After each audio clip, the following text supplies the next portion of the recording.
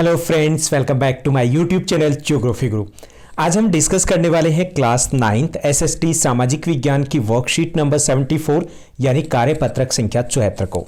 आज की इस वर्कशीट में हमारा चैप्टर रहेगा ज्योग्राफी भूगोल का दूसरा chapter physical features of India, Bharat का भौतिक स्वरूप। इस पूरे चैप्टर में भारत के 6 प्रमुख भौतिक विभाजनों की बात की गई है। उत्तर में हिमालय, दक्षिण में हिमालय के दक्षिण की बात करें तो उत्तरी भारत का विशाल मैदान, पश्चिम में थार का मरुस्थल, दक्षिण में प्रायद्वीपीय पठार, तटीय मैदान तथा द्वीप समूह। आज की इस वर्कशीट में हमें कुछ आसान से प्रश्न दिए गए जिनको हम समझने की कोशिश करेंगे और ये सभी जो क्वेश्चंस हैं आपके एग्जाम के लिए काफ़ी इंपॉर्टेंट रहने वाले हैं। तो चलिए शुरुआत करते हैं हम आज की इस वर्कशीट की। जैसा कि आप अपनी स्क्रीन के ऊपर देख पा रहे हैं, ये हमारी वर्कशीट नंबर 74 यानी कार्यपत्रक संख्या 74 रहेगा। हमारा सब्जेक्ट एसएसटी सामाजिक विज्ञान है, जिसमें हम भूगोल का दूसरा चैप्टर भारत का भौतिक स्वरूप है उसको समझने की कोशिश करेंगे। आज की दिनांक रहेगी 19 जनवरी 2021। हमें यहाँ पर इस वर्कशीट में जो प्रश्न मिले हैं उसमें 1 मार्क्स के क्वेश्चंस भी हैं, सोर्स बेस्ड क्वेश्चंस भी हैं और 3 और 5 मार्क्स के क्वेश्चंस भी हैं, यानी कि टोटली हम ओवरऑल एग्जाम के पॉइंट ऑफ व्यू से इस वर्कशीट को रिवाइज करने वाले हैं। हमारा पहला जो क्वेश्चन दिया गया है, पहला क्वेश्चन है कि एक स्थलीय भाग जो 3 ओर से समुद्र से घिरा हो उसे क्या कहते हैं, क्या कहलाता है? तो प्रायद्वीप कहलाता है। जैसे हम साउथ इंडिया की अगर बात करें, अपने दक्षिण भारत की अगर बात करें, तो हमारा जो दक्षिणी भारत का भाग है वो भी इसी तरीके से है। यहाँ पर अरब सागर आ जाता है, यहाँ पर हिंद महासागर आ गया, यहाँ पर बंगाल की खाड़ी आ गया। इसीलिए जो दक्षिणी भाग है उसको हम बोलते हैं प्रायद्वीपीय भारत भी। ओके, तो एक स्थलीय भाग जो 3 ओर से समुद्र से घिरा उसे क्या बोलते हैं? प्रायद्वीप बोलते हैं। और एक भाग जो चारों ओर से पानी से घिरा उसे क्या कहेंगे? वो होता है द्वीप। सेकंड क्वेश्चन दिया गया, सेकंड क्वेश्चन है भारत में हिमालय का सर्वोच्च शिखर कौन सा है? वो है कंचनजंगा। ओके, कंचनजंगा कहाँ है? कंचनजंगा सिक्किम में। अगर हम सिक्किम की बात करें तो सिक्किम के इस कोने के ऊपर हमें शो करना है कंचनजंगा को। हिमालय का सर्वोच्च जो पर्वत शिखर है वो माउंट एवरेस्ट है, लेकिन वो नेपाल में है। ओके, तो हमारे देश में भारत में हिमालय का जो सर्वोच्च पर्वत शिखर है वो कंचनजंगा रहेगा। उसके बाद तीसरा प्रश्न दिया गया, तीसरा प्रश्न है पंजाब हिमालय किन 2 नदियों के बीच में स्थित है? पंजाब हिमालय किन 2 नदियों के बीच में स्थित है ये हमें बताना है। तो ये सिंधु और सतलुज नदियों के बीच में स्थित है, यानी कि सिंधु नदी से लेकर के सतलुज नदी तक का जो भाग है उसको हम पंजाब हिमालय बोलते हैं। यानी कि यहाँ पर अगर हम मैप ऑफ इंडिया को थोड़ा सा ड्रॉ करने की बात करें तो यहाँ से जो ये जो पार्ट है, यहाँ से सिंधु नदी निकलती है और यहाँ से निकलती है सतलुज नदी। तो इसके बीच का ये जो पार्ट है, इस पार्ट को क्या बोलते हैं? पंजाब हिमालय कहा जाता है।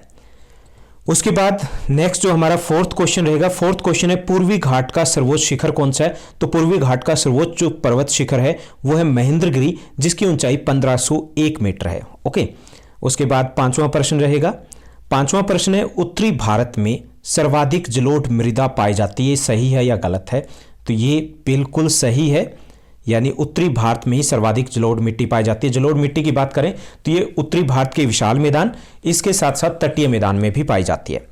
उसके बाद 6th जो क्वेश्चन है ये अनुच्छेद पर आधारित प्रश्न है। अनुच्छेद जो हिमालय पर्वत के बारे में दिया गया, जिसको आप एक बार पढ़ जरूर लीजिएगा। यहाँ पे पहला जो प्रश्न दिया गया अनुच्छेद आधारित, यह है कि हिमालय पर्वत का केंद्रीय भाग किस प्रकार की चट्टानों से बना हुआ है? हिमालय पर्वत का केंद्रीय भाग, अगर बात करें हम, हिमालय पर्वत है वो चाप के आकार में है। कैसे आकार में? चाप के आकार में। और वो एक नहीं बल्कि 3 श्रृंखलाएं हैं वहां पर। ओके, 3 श्रृंखलाएं ऐसे, यहां जाकर के ऐसे हो जाता लगभग। तो इसमें बीच वाली श्रृंखला की बात की गई है तो वो ग्रेनाइट की चट्टानों से बना हुआ है। ओके, इसमें जो ये भाग है इसको हम हिमाद्री बोलते हैं, हिमाद्री या फिर आंतरिक हिमालय। ये हिमाचल हिमालय या मध्य हिमालय कहलाता है। ये बाह्य हिमालय या फिर शिवालिक कहलाता है। उसके बाद हम नेक्स्ट क्वेश्चन की बात करें, हिमाद्री के दक्षिण में स्थित पर्वत श्रृंखला कौन सी है? तो अभी हमने बात की थी कि हिमालय है वो चाप के आकार में है और 3 श्रृंखलाएं हैं उसमें। कितनी श्रृंखलाएं? 3 श्रृंखलाएं। तो इसमें ये हिमाद्री है और हिमाद्री के दक्षिण में कौन सी है? हिमाचल हिमालय या फिर इसको हम मध्य हिमालय भी कह सकते हैं। ओके, उसके बाद नेक्स्ट क्वेश्चन है किस क्षेत्र को पहाड़ी नगरों के लिए जाना जाता है, यानी कि पर्यटन स्थल पाए जाते हैं, कौन से क्षेत्र में पाए जाते हैं हमें बताना है। तो हिमाचल हिमालय या मध्य हिमालय को पहाड़ी नगरों के लिए जाना जाता है। शिमला की बात करें हम, नैनीताल, देहरादून, ये सभी मध्य हिमालय या हिमाचल हिमालय में ही स्थित है। ओके, उसके बाद फोर्थ क्वेश्चन रहेगा। फोर्थ क्वेश्चन है संपीड़ित शैलें क्या होती है। संपीड़ित शैलें या फिर जो संपीड़ित चट्टानें भी इनको कह सकते हैं, वो क्या होती है। तो संपीड़ित शैलों का निर्माण तब होता है जब दो प्लेटें आपस में टकराती है।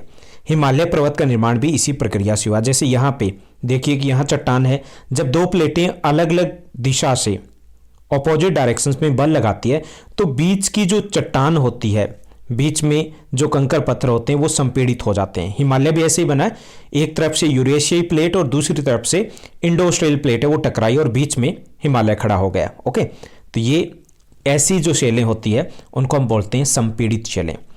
उसके बाद नेक्स्ट क्वेश्चन है, सेवंथ क्वेश्चन, बरखान से आप क्या समझते हैं। बरखान भी बोल देते हैं इसको और बरखान भी कहा जा सकता है। ओके, तो बरखान या बरकान एक टीले होते हैं, रेत के टीले होते हैं, स्तूप कह लीजिए या टीले कह लीजिए। कौन से टीले? ये बालुका के टीले जो रेगिस्तान में अधिकतर मिलते हैं, जिनकी आकृति अर्धचंद्राकार होती है। यहां देखिए कि ये विंड की डायरेक्शन से और ये इसके हॉर्न बन जाते हैं, यानी कि सींग की तरह इस टाइप की आकृति बनती है।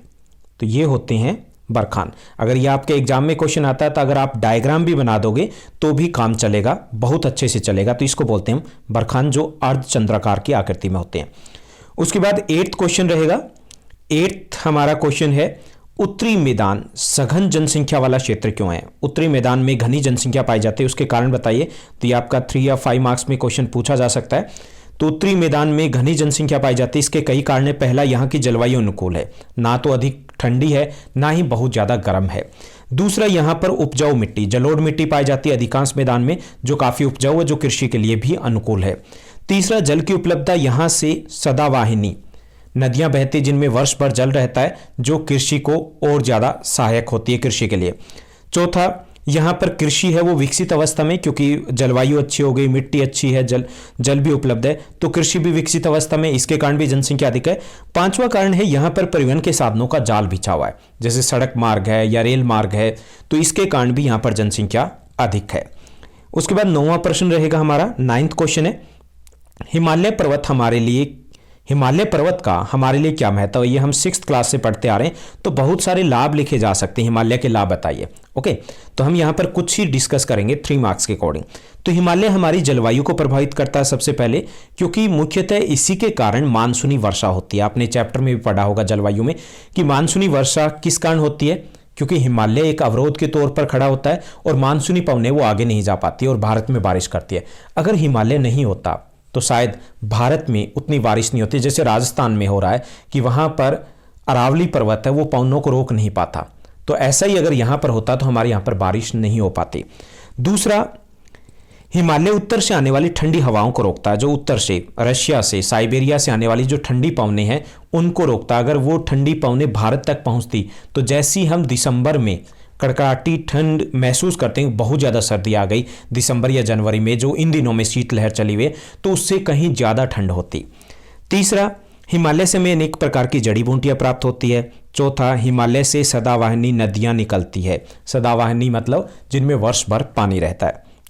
तो ये है हमारे लिए हिमालय का महत्व। उसके बाद 10th क्वेश्चन है जो 5 मार्क्स में पूछा जा सकता है। 10th जो हमारा क्वेश्चन है, हिमालय क्षेत्र और प्रायद्वीपीय पठार के उच्चावच लक्षणों में अंतर बताइए। यानी कि हमें हिमालय प्रदेश और प्रायद्वीपीय पठार है उनमें अंतर बताना है। तो हिमालय भारत के उत्तर में स्थित है, जबकि प्रायद्वीपीय पठार है वो भारत के दक्षिण में स्थित है, पहला अंतर। दूसरा, हिमालय चाप के आकार में, जबकि प्रायद्वीपीय पठार है वो लगभग त्रिभुज के आकार में। ओके, किस शेप में? त्रिभुज के आकार में। हिमालय चाप के आकार में, जबकि प्रायद्वीपीय पठार है वो त्रिभुज के आकार में। तीसरा, हिमालय को 3 भागों में बांट सकते हैं, 3 श्रृंखलाएं ना इसमें, हिमाद्री, हिमाचल हिमालय और शिवालिक। इसको आप ऐसे भी कह सकते हो, आंतरिक हिमालय, मध्य हिमालय, बाह्य हिमालय। तो 3 भागों में बांट सकते हैं, जबकि प्रायद्वीपीय पठार के 2 मुख्य भाग है, मध्य उच्च भूमि तथा दक्कन का पठार। उसके बाद चौथा प्रश्न है, हिमालय की ऊंचाई अधिक, जो चौथा अंतर रहेगा कि हिमालय की ऊंचाई है वो अधिक है, जिसकी सर्वोच्च चोटी है वो माउंट एवरेस्ट है 8,848 मीटर जिसकी हाइट है। जबकि प्रायद्वीपीय पठार की बात करें तो उसकी ऊंचाई कम है, इसकी सर्वोच्च चोटी अनाई मुडी है जिसकी ऊंचाई है 2695 मीटर, यानी अगर माउंट एवरेस्ट से तुलना करें तो बहुत कम है। 5वां अंतर रहेगा, हिमालय पर्वत से सदावाहिनी नदियां निकलती है, जबकि प्रायद्वीप पठार की अधिकांश नदियां क्या है, मौसमी है। मौसमी का मतलब है कि बारिश के दिनों में पानी आता है, बाकी दिनों में वो सूख जाती है। तो ये थी हमारी आज की आसान सी वर्कशीट। हम इस चैप्टर से related question, most important question है वो पहले ही डिस्कस कर चुके हैं, साथ ही साथ मैप वर्क भी डिस्कस कर लिया। अभी तक अगर आपने चेक नहीं किया तो आप प्लेलिस्ट में जाइए और वहां पर क्लास 9, 10th मैप वर्क में आप मैप वर्क देख सकते हो, और class 9th most important questions में आप मोस्ट इंपॉर्टेंट क्वेश्चंस है वो चेक कर सकते हो। अगर ये वीडियो आपको अच्छी लगी, समझ में आई, तो इस वीडियो को लाइक और शेयर करना मत भूलिएगा। Thank you, bye bye, have a nice day.